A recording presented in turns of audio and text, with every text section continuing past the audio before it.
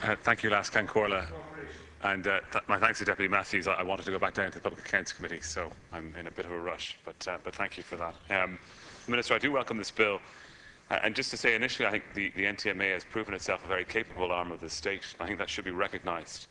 And we should look at those factors that make it so successful in how it conducts its work.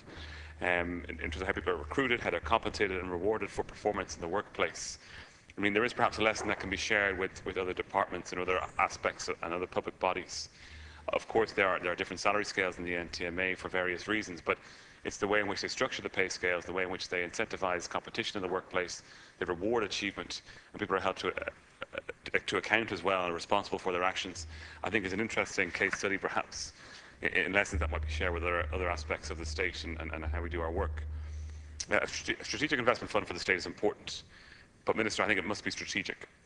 It must be profitable. It must operate like the MPRF did before we funneled it into the banks. And I think Deputy Laura made an important point about recognising how important the MPRF was and what foresight there was in building up that fund. Unfortunately, that fund was mostly lost in the economic crisis because of what happened in the banking collapse. But in building a new fund now and taking the remaining money that we have in the MPRF and creating a new fund with it, we must be strategic with those investments in the hope that we have that investment, we have those funds, should they be needed, and hopefully they won't be, but should they be needed, should there be another difficulty in the future, financial or otherwise.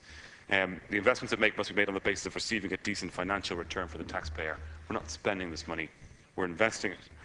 And we must not use it to curry favour with a particular demographic, or region, or interest group, or for political reasons, because I think that would be disgraceful of us to do that, and would be a big mistake. Many speakers have spoken in the course of the debate on different aspects of how the NTMA, or where the NTMA should invest, and different ideas and proposals, and just most recently Deputy Lawler in relation to the housing and that aspect of society, and I think that's important. But one thing I wanted to touch upon is how the MPRF invests its money, and I will be tabling an amendment in relation to that, Minister. It'll be along the lines of my ethical investment bill, which I published last year. In keeping with other national investment funds, most notably Norway's strategic investment fund for the country, they have an ethical prohibition on a new fund making, or on their fund making certain investments. And I would like to introduce that into our new fund. Already in this state, there is an ethical prohibition on the state investing in companies which produce cluster munitions. And I'd like to extend that to companies which produce nuclear weapons or nuclear weapon delivery vehicles. There is already actually about 10 million invested by the MPRF in such companies. And I think it's a disgrace. And I think that as we divest that money and reinvest it, we must not be reinvesting in companies that do such work. This would be in keeping with our long-stated foreign policy objectives since our very first days in the United Nations, in fact. And I just think it's incredibly important that we're not hypocrites in how we spend taxpayers' money. If we, as a policy in this country, believe in the abolition of nuclear weapons, then it is completely hypocritical to be investing in companies that are building them. So I would hope that that amendment will be accepted by you, Minister, when I table it at the time. And I do intend to pursue it rigorously because it is important to me. And I also think it's important to the people of this country. And it is their money, and that's what should be recognised at every point. And just on a final point, Minister, while we're talking about the NTMA, when we exited the bailout last year, we decided not to take a precautionary line of credit from the Troika because the NTMA had built up cash reserves in around the region of 20 billion. Which I think was a smart move to make. And it's always important that we have such contingencies in place, particularly given the continuing fragility in the international markets. But I wonder if there might be scope to take a portion of that 20 billion in cash reserve, even as little as 7%, to invest back in the domestic economy by way of a change in the tax bands.